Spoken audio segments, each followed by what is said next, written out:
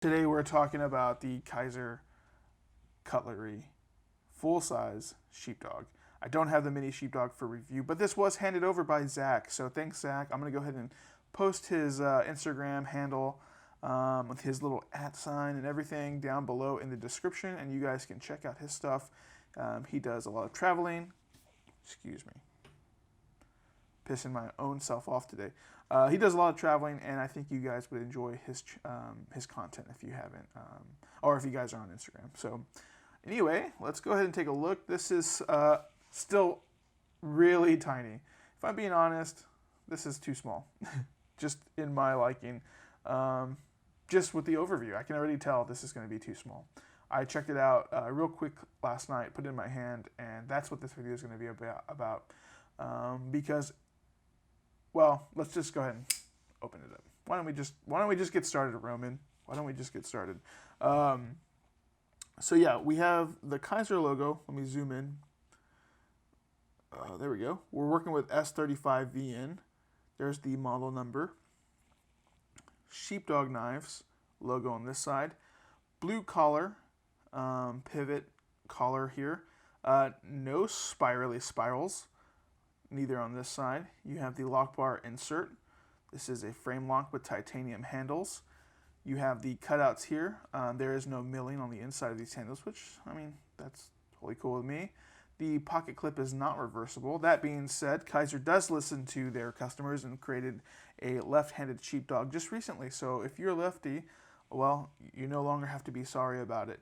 Yeah, looking over this, the pocket clip is nice and huge like every other Kizer. But I'm sure it functions great. You can see the contact there.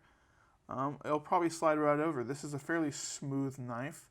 And for size comparisons, let's see. Let's bring out the trusty Spyderco Tenacious. Almost roughly the same size there.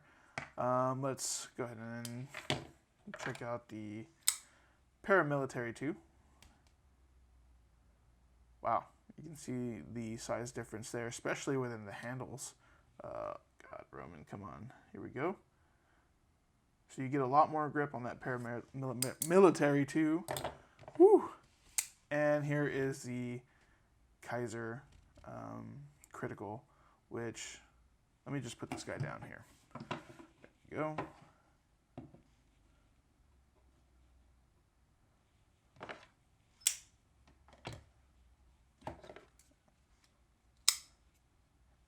I don't know where to fit this guy. I guess we'll put him here, and we'll line him up. Anyway, there's your size comparisons as we kick cameras and all sorts of stuff. Let's go ahead and move on and put these guys up. I do want to say, if you don't have a Spyderco Tenacious, pick one of those guys up. Use the crap out of it. Look at this guy. He's not even abused yet. He's just used. But he does a great job as long as you can sharpen your knives, which you know, you guys should learn how to do. Yeah, so looking over this Kizer Critical, I'm going to go ahead and manhandle it by the flipper tab there. We have an overall length of 7.75 inches with a blade length of 3.25 inches. That being said, the cutting length is only 3 inches with a handle length of 4.5 inches. Yeah, it's just a bit too small. What can I say? I feel a little hot spot right there. Let me zoom in here. Oh my gosh, I need to cut my nails.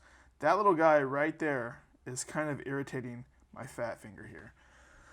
And it kind of pushes me lower on the knife than I would like to be. If I could have just a little bit more, it would be perfect, but no, it's pushing me off this handle.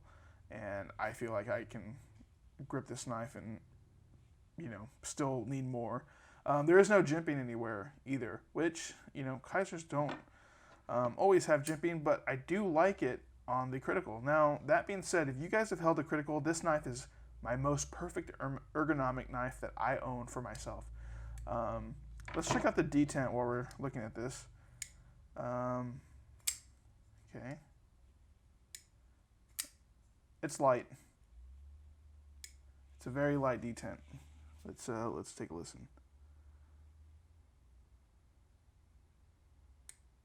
Yeah, it sucks in there, but it's not a, I'm not going to be able to well, I just shook it open. Let's see if I can do that again. No, it was open when I did it. Nope, can't get it open.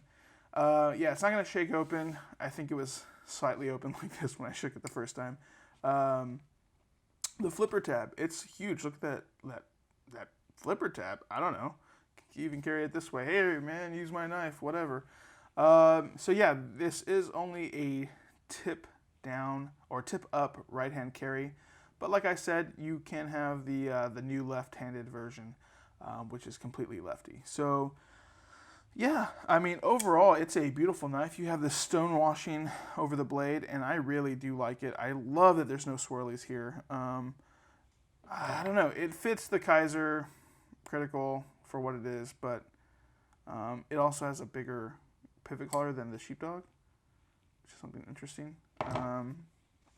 So yeah, is it a bad knife? No, but if you have XX hands that are, you know, somewhat chubbier than most, this knife will be a bit too small. And if that's you, what I would say is pick up the mini Sheepdog. With the mini Sheepdog, I have a 3-finger grip. The pinky hangs off, and it just feels a little bit better in my hand rather than kind of, I don't fit. It's like, no, perfect 3 fingers, you know. That being said, on the large Sheepdog here, I don't have a problem with the flipper tab coming in the way of the retraction there. So that's one thing to consider. You kind of gain one thing and lose another with this Sheepdog for my use or my preferences. So anyway, guys, like I said, that's kind of my overview. I'm not going to be carrying this knife. I will not be, it's actually going back to ZACK today. So yeah, it's beautiful. If you have smaller hands, I'm sure this ergonomically feels great. The weight, you know, I don't mind heavier knives. You know, honestly, there's definitely a beauty with lighter knives, but if you're, you know, if you're not carrying everything or everything else, having the heavier knife for me is not a big deal. So the one thing I would like to say on the end of this is that I do wish they had the blue pocket clip like they did for that. I'm not sure if it'd be perfect or if it would look amazing, but I do like some sort of accents. Now, this knife is perfectly ready for all sorts of customization. There are guys out there who will anodize this. They'll you know, do cutouts on the blade. They'll do acid washings, all sorts of stuff, and you can really get a custom knife from something like this. But I would, you know, do that for my critical if I wasn't already in love with it.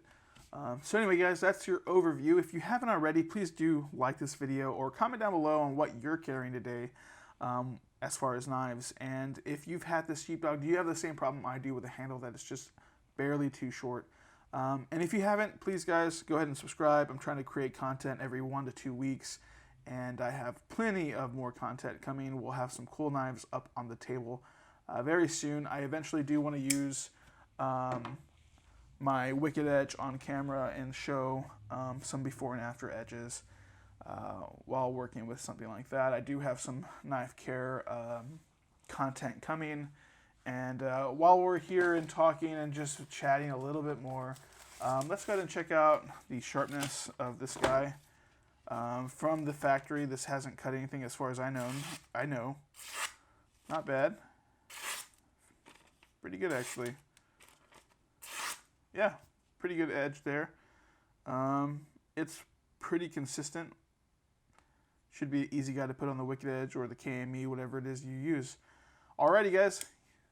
If you haven't already, by now, after saying it for the second time, subscribe.